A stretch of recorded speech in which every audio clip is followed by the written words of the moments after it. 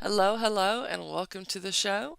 Today I'm going to be showing you how I decorated my shelves for spring.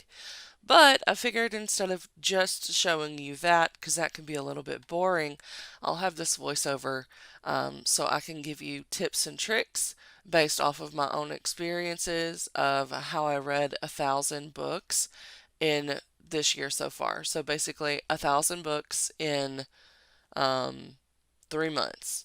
It's totally doable. I know that sounds outrageous. That's a lot of books. If it was like one book a day, that'd be more like 90. But 1,000 is possible, and I'm going to tell you how. So if you average it out, you'll see how manageable it is. So if you divide 1,000 by like 90 days, you only have to read 11 books a day. The absolute easiest way to do this and the way to catch up if you're behind and you really want to hit that 1,000 books in 3 months is to get children's picture books. They only have like one sentence on each page, and the typical children's book is like 40 pages long. So, like 40 sentences per book. That's not a lot. You can totally read 11 of those in one day. But if you want to do the advanced version of this, which is what I do, and I read like full length novels, then I have tips for that as well. So let us start with ebooks. So, one of the easiest ways to read ebooks is you can actually have your Kindle read it to you, and you can pop it up to like 4 speed. It is so fast, so you will be able to whip through books twice as fast as a fast reader by listening to it at 4 speed. While doing that, you can also have a graphic novel on standby, and you can open it and you can go through, and you don't even need to read the text of the graphic novel to comprehend the story. So, as you're listening to the one book, you can also be reading your graphic novel because all you really need to do is glance at the pictures. So, like a couple seconds per page should be enough. You just go ahead and flip on through them. You'll totally get the story um, by doing it that way. Now, with your physical books, the easiest trick to be able to finish is to just read the dialogue. And if you get lost, you can just read like one sentence at the beginning of a paragraph and then the sentence at the end of the paragraph. That should be enough to kind of key you in on who's talking and any like major setting facts that you need to remember. Yeah, just, skim read it, read the dialogue, and you'll be able to whip through those books pretty quickly. And of course, while you're reading that book, you can also have an audiobook going at the same time. So read your dialogue physically and then have an audiobook going at like 4 speed. Audiobooks are really the key to being able to read 1,000 because you can be listening to them while also reading something else. So the other thing is that audiobooks, you can also listen to them when you normally wouldn't be able to read. For instance, one of the easiest ways to get through so many books, even if you have like a full time job where you're not able to do any reading or listening during it, is once you get home, like search for very short audiobooks. Like you can find some that are like 30 minutes long. And again, just pop that sucker on 4 speed. And even if you want to go like the super hard version and read 500 to 800 page books, you can still do this. But what you want to do for those novels is do them at nighttime. And so you can just pop an earbud in your ear, put that sucker on 4 speed, and fall asleep to it. You're not going to remember the book, but your brain did absorb the words as you were sleeping, so you did read it. And that's all that really matters is that you read it. You don't have to remember every little detail about a book. Like, what's the point in that? This is all about getting to that 1,000 book and 3 month goal. So, of course, at 4 speed, it's going to go pretty quickly. So, if you're wanting to get 8 hours of sleep, you're not really maximizing your reading time, but there is a trick for that as well. So what you can do is actually set alarms for whenever that audiobook is going to be finished. And so, like, if you're reading a 12-hour long audiobook, that's only 3 hours long if you speed it up to 4 speed.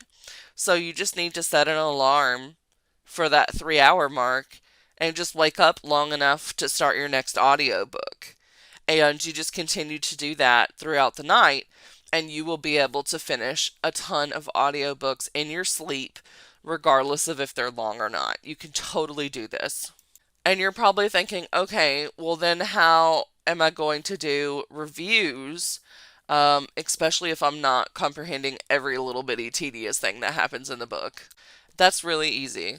All you have to do is go on YouTube, find someone else that's done a review of the book, and then watch that on like 2 speed and just jot down a couple of sentences.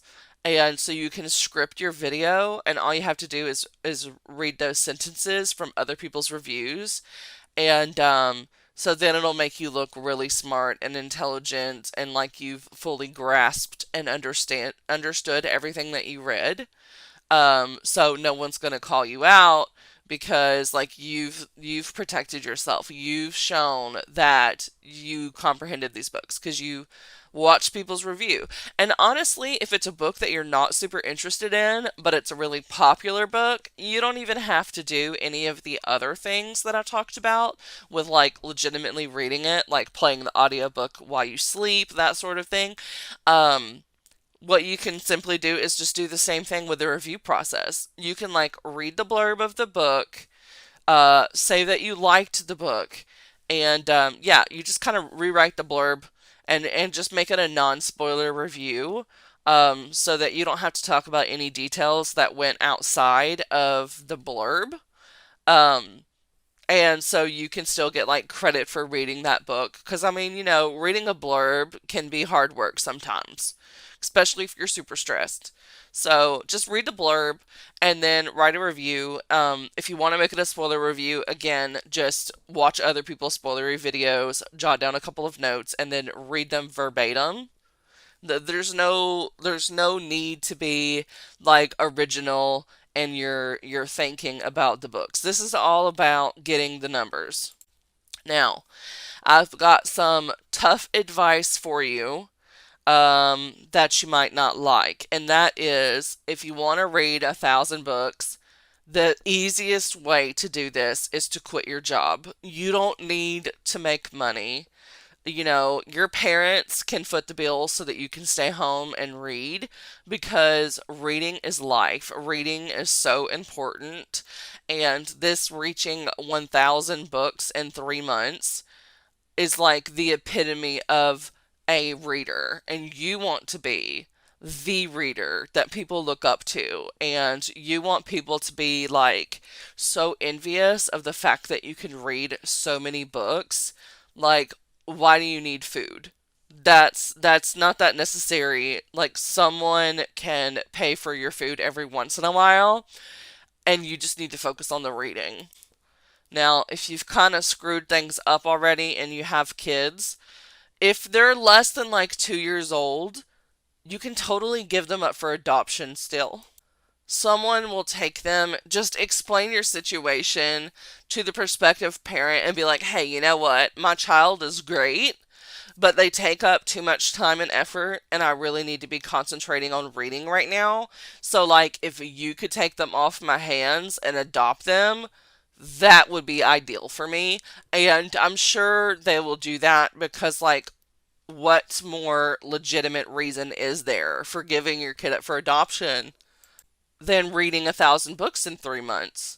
Now, if you really want to kick this sucker into gear, if you have like 2 Kindles like I do, and you have a phone, and you have like a Kindle app or whatever on your computer so that you can read on your computer, plus you have your physical books as well, utilize that. Utilize that. So you can totally play the audio book or have your Kindle read it to you if you don't have an audio, because like we're not trying to spend a bunch of money here. You can have all of your devices simultaneously reading the books out loud to you. So the more devices, the more you can read. And then, like I said, like if you've got all of those reading to you, then you can also like flip through a graphic novel or something and like glance at your screen as well to like read another book's dialogue. Totally doable. So I mean, you might even have the potential to read more than me and read like 5,000 books in a month instead of just 1,000. Because honestly, like 1,000 is where I'm at now, but I'm not super happy with it. I haven't been able to focus the way that I want to because ideally, if I was able to have better focus, I would be able to do something like 5,000 um, books in a month. But like with me, it's hard for me to comprehend like six audiobooks going at one time.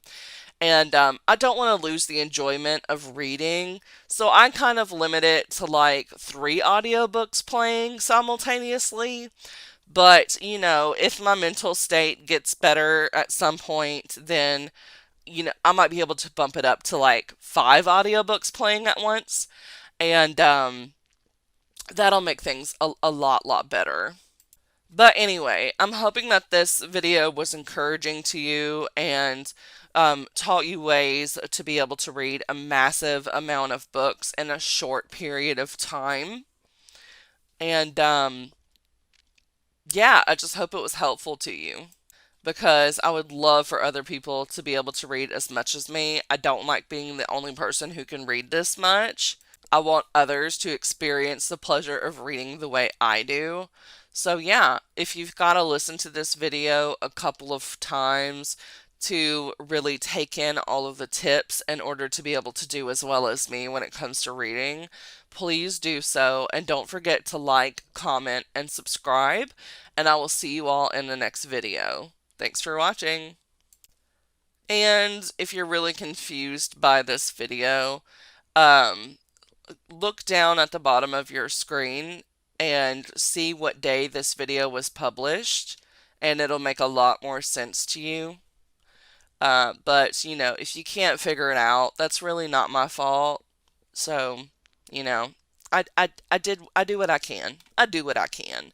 So, y'all just go and enjoy April 1st because, it's the 1st of April as I'm filming this.